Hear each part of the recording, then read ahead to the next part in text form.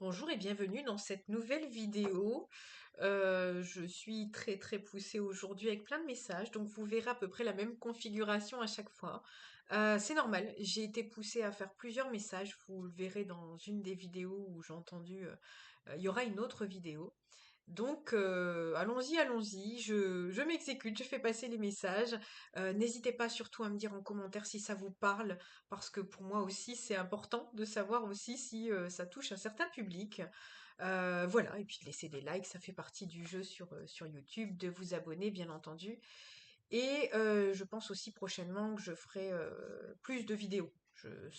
J'ai entendu il y a quelque temps qu'il fallait que je me remette beaucoup aux vidéos, donc je vais vous en faire de plus en plus. Alors c'est intéressant, on m'a dit de vous parler du loup, parce qu'en ce moment il revient beaucoup. Alors ceux qui sont branchés animaux totems, ils vont tout à fait comprendre. Et puis pour ceux qui ne sont pas du tout et qui veulent en savoir un petit peu plus, clairement vous savez qu'on a plein d'énergies qui peuvent nous aider. On peut avoir des supports comme les cartes qui peuvent nous aider, on peut avoir des défunts, des anges, des archanges, on peut avoir plein d'énergies différentes qui peuvent nous aider. On a le pouvoir des plantes aussi. Et notamment, les animaux peuvent représenter aussi un peu des divinités qui peuvent nous aider à passer à un moment de nos vies. On me le confirme, on le confirme. D'ailleurs, c'est intéressant parce que je suis allée chercher mon livre des animaux totems pour vous lire celui du loup. Et je suis tombée sur celui de la fourmi.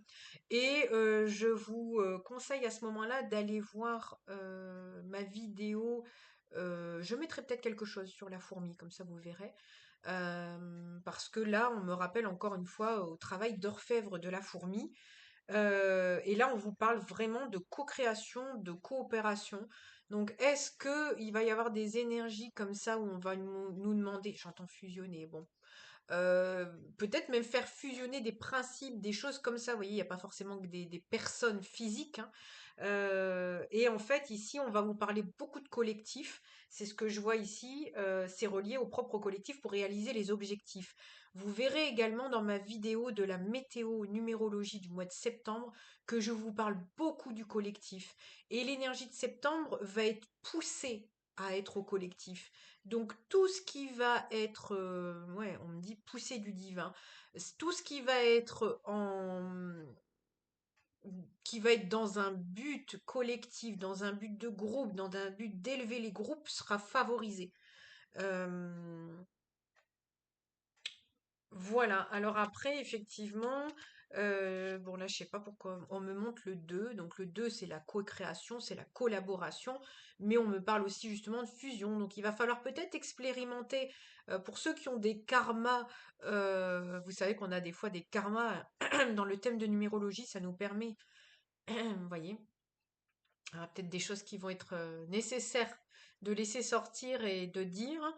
Il y a peut-être des karmas de famille où on a du mal à s'exprimer, il y a des non-dits peut-être par rapport à des. Le 2 c'est le rapport à l'autre. Donc soit il est fusionnel et pas bon parce que destructeur, parce que dès qu'on perd l'autre moitié, on n'est plus rien. Ou soit de l'autre côté, c'est ne pas du tout avoir besoin de l'autre. Et là, il y a un souci, c'est que justement, on est comme des loups, on va y venir, on est comme des loups, on est fait pour vivre en meute. Donc il y a peut-être justement le loup et la fourmi combinés. La fourmi, c'est très représentatif du travail. Donc peut-être que vous serez amené à collaborer sur des projets pour des buts beaucoup plus grands. J'en ai des frissons. Est-ce qu'on va vous proposer des choses très, on dit très importantes, mais voyez au niveau qui vous dépasse. Alors purée, on me pousse là, hein, qui vous dépasse et à un moment de vous dire non, vous n'allez pas savoir faire tout seul tout ça et c'est pas le but. Le but, c'est de s'amuser aussi et d'aller chercher justement. Voilà, donc il y a quelque chose dans ce goût-là. Euh, Je lis très rapidement. Oui, communiquer ensemble. Bon, c'est tout à fait ce que je vous ai dit.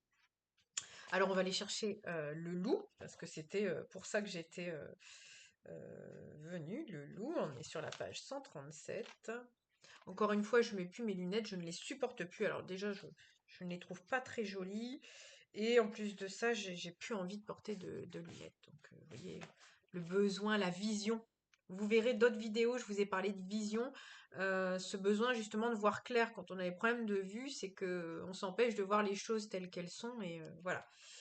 Alors, Ici, le loup, on parle de symbole de liberté, de puissance vitale et d'intuition. Il vous invite à vous reconnecter à votre instinct et votre nature sauvage.